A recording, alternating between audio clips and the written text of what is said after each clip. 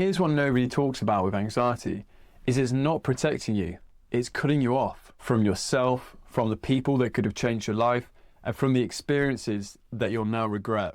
Most people never escape because they make this crucial failure. And this is the connection crisis. If you don't fix it, you'll spend years missing out while everyone else is going out there and actually living. Anxiety is time travel to a future that doesn't exist. Your body is screaming at you to avoid something that it thinks is going to happen, except the thing hasn't happened and it might not ever happen. Your nervous system doesn't care. That threat system is thousands of years old. In the past, being rejected by your tribe meant very real chance of death. Unlike today, things were much harder by playing it safe. Our ancestors who responded to those fear signals survived long enough to have children in a very dangerous world. Now you've got that exact same system, except you're not being chased by wild, vicious animals, but we're having to deal with talking to pretty girls and dealing with people on a professional basis. How much life has changed. My colleagues entered the staff room and I remember my whole body locking up and I didn't want to turn around. I felt like my head was fixed because if I turned around, I'd have to talk to them and engage. And I was terrified. And this is when I saw it. The danger wasn't real, but the fear absolutely was. We had a gap between what our body thinks is real and what's actually real. And in that space exists anxiety. In that space is where we're burning precious energy. That's energy that could be better used achieving things, working on your mission, your passions. It's this disconnection from reality that is costing us so much. You're in a new interaction and you go to say something intelligent and then the words come out all jumbled. They feel embarrassed. They feel like they're going to be judged. You've got that anxious voice telling you that, oh, you've messed it up. That was embarrassing. The reality is that most people don't notice, and if they do, they don't actually care. And here's why this is true, because ask yourself when you're dealing with people, how often do you think about those things? I was watching everybody else interact, get numbers, have fun, make plans while I stood there paralyzed. Missing out on meeting people who could have become very good friends. Missing out talking to girls that might have been interested. And missing out on great nights that I'd actually remember. Now I know that it doesn't matter what you say, but it's how you say it. You can say almost anything, even really awkward or embarrassing stuff, which I sometimes drop into conversations just for fun. And funny enough, most people would just move past it. Now we're going to talk about what losing really looks like. It's not becoming a big public disaster or an embarrassment, but what it actually looks like is slowly being forgotten about, left out of the picture. Becoming the guy that people forgot to invite, while everyone else is getting phone calls, making plans, going out and experiencing life. This is disconnection. And it guarantees that you're going to stay invisible and stuck while everyone else is out there building the connections that actually matter. The people who refuse to accept it, these are the ones that break through. They learn the social game and they get very good at it. They become the guys that people want to hang around with. They become the people that attract opportunities to them. These are the ones that the girls are giving their number to and who get invited to things. One is a connected life filled with incredible opportunities, and the other is a disconnected life, one of regret. Anxiety in relationships can be particularly nasty. The reality is that you're sabotaging the very thing that you want. What you're scared of is what you focus on, and what you focus on will become your reality. This is the horrible thing about having anxiety, is that it happens in your normal life, but then when you have the intimate relationships that you want so badly, it can destroy them. The person you're dating doesn't text you back, and already you're spiraling. You're worrying about if they're going to contact you, if they're going to reject you, if you're good enough for them. A lot of this comes from trauma or past attachment styles where you haven't had the right kind of connections. Your body has learned that it's dangerous and that you need to be anxious and hypervigilant, otherwise you might lose that thing that you need. But healthy people learn to develop strategies to deal with these things so they're no longer a problem. This was me when I first started dating. I'd had a pretty tough childhood and I wasn't the healthiest person. When I started improving my social skills and I started going out into the world, I started to take the same habits and behaviors from my childhood and apply them to my relationships. Just a few hours without response, I'd be feeling anxious and worried that this person was no longer interested. I was working at a festival and I met this incredible girl. She was a dancer, an entrepreneur, she was absolutely gorgeous. She really liked me and I would be there checking my phone to see if she'd responded. I'd regularly have feelings of anxiety where I was worried that she hadn't texted me. And it was horrible to live like that. I was stuck in these old patterns, even when the reality was absolutely fine and this person wanted to be with me. Anxiety says that it's protecting you from getting hurt, but what it's actually doing is keeping you trapped. You're destroying the relationships that you want because your body's preparing for it to end. Anxiety doesn't care about evidence or reality. It writes its own story. And that story can cost you the very relationships that you're trying to keep. This is disconnection from the person right in front of you, the one who actually wants you around. And then there's anxiety that doesn't even need anything external. It's just living in your head, feeding on itself. You go into a party tonight and you start wondering, what if I get anxious there? What if I don't feel good? And now you're not just anxious about the party, you're getting anxious that you might become anxious, which makes you even more anxious, which proves you are right to feel anxious. I'd be fine 1 minute and then I'd notice my heart rate start increasing. And then immediately I'd be like, oh no, I'm getting anxious, which then made my heart rate go faster, which made me more aware of the anxiety, which then made it even worse. I was having anxiety about having anxiety.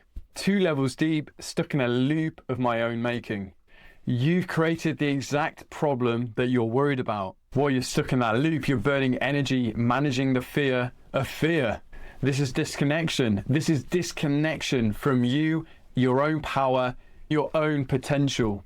And while you're trapped in your head making fake disasters and feeling terrible, there are people out there living incredible lives, doing amazing things. Most of the time, we're not dealing with real problems. We're dealing with an imaginary future.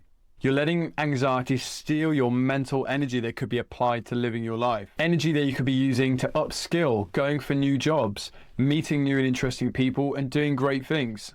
If you're serious about improving your life and breaking free from some of these problems, I've developed the Connection OS. Sign up for the newsletter below. Now, here's where most people mess up completely. If you do this, you're done before you've even started.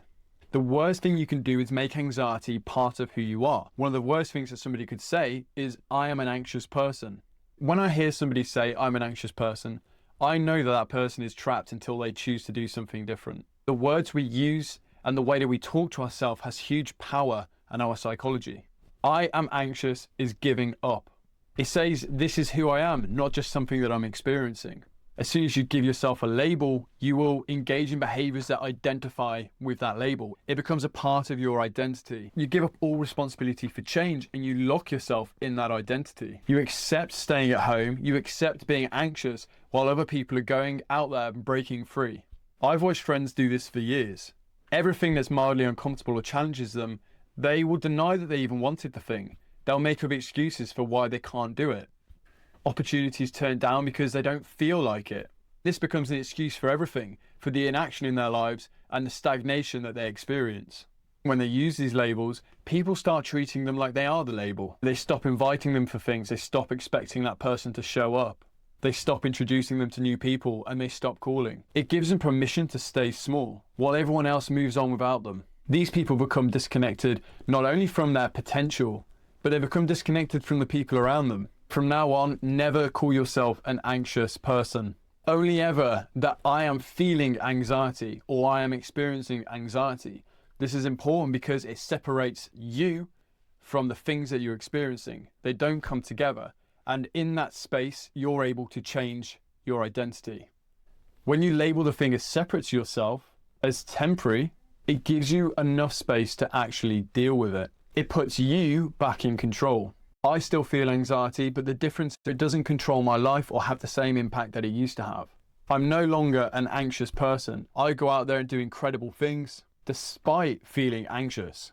You will experience and feel anxiety, but you won't be an anxious person. You're becoming connected. Here's what I've learned about people who have successfully beaten anxiety.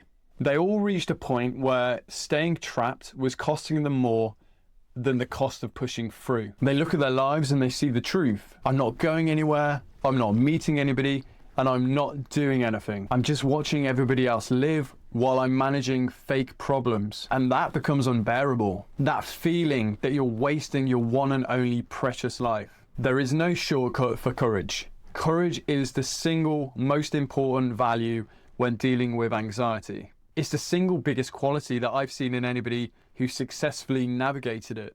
Everyone who's beat anxiety has adopted courage and the behaviors that align with it. And here's what courage looks like in practice. It's not doing things without fear, but it's doing things despite fear. The idea that somebody with courage is not scared, it comes from movies and fantasies, but not real life. Heroes are human and they feel the same fears as everybody else. The difference is they act despite those fears. Real courage is doing the right thing despite being terrified. It's going and having those difficult conversations, going and talking to that attractive girl, creating a new business, learning to fail and do things that are scary. Tim Ferriss says it perfectly. The quality of one's life is determined by their willingness to do difficult things and to have difficult conversations. That reminds me of all that's available to me on the other side of my fears. All the things that I want in life and all the things that you can get in life are hidden behind fears. When we push through fear with courage, we're able to access things that most people can't access. Most people are too afraid to go and ask the girl that they think looks incredible for a date. They're too afraid to go and ask for a promotion or to start their own business. All of these things are possible with courage. Because when you're dealing with anxiety and trying to get the life that you want, the only way to really do this is by making courage a core value. There are two paths in life. You've got the coward's way, which is to blame everybody else, stay at home and stay disconnected. Or you've got the path of the warrior, which is to take responsibility, act with courage, do the uncomfortable things and get connected to the life that you want. The people who truly beat anxiety are not just dealt with it, they're the ones who looked at their choices and consciously picked discomfort over growth, responsibility instead of blame, courage over comfort, going to the social events that make them feel awkward when they could have stayed at home where they're comfortable. Starting the business that they were too scared to start, taking the risks rather than playing it safe, realizing they're not special, they're not naturally confident, they're just people who took right action. They refused to accept a small life. They refused to keep missing out while other people were going out and living. They chose to get connected with themselves, with their relationships, and with their purpose. Here's the biggest lesson. Everybody who's transformed their life takes radical responsibility. Bad childhood, the people who win, it doesn't matter. Parents didn't love you, people who make it move past this. The single biggest thing that I see ruining people's lives is the unwillingness to take personal responsibility. That's personal responsibility for their situation and blaming everybody else for what they don't have. And you know why? It's because it's easy. It's easy to blame everybody else. It's the exact path that cowards take. The disconnected stay stuck because they refuse to own their own situation. The connected take responsibility and build the life that they want. I've seen people go from panic attacks in supermarkets to managing their own departments. From people unable to make eye contact to being the center of the party. People stuck, too scared to see the world, go out and live adventurous lives. From being the guy that nobody remembers to being the guy that everybody wants around. There's a version of you on the other side of this work. There's a version of you who is your best self, your most charismatic, fun, exciting, and charming self. Somebody who people want to have around, somebody that men want to be like, and somebody that women want to be with. Somebody who can public speak, somebody who can go up to an attractive girl that they like and confidently ask her out. There's somebody in there that can go out and achieve their goals, go for the things that they want and really follow their life's purpose. Somebody who wakes up every day lusting for life, rather than struggling to survive and wondering how they're going to make it through. Somebody who's living their charisma lifestyle. They're connected. And sadly, most people will stay trapped. They'll call themselves anxious. They'll avoid everything that's uncomfortable. They'll blame their situation and live very small lives. They'll make peace with average. They'll stay disconnected while telling themselves that it's fine. They'll stay disconnected without ever tasting freedom. Some people refuse that path. They see that anxiety is something they experience, but not something that they are. They take responsibility, they adopt courage, and they do the difficult work. These are the people that beat anxiety, and these are the people that become connected. 97% of people that don't like, comment, subscribe. If this video has helped you, please help me out. It helps the channel and it helps me know that you're there. And if you want more, check out the links below, drop me an email, and I'll catch you in the next one.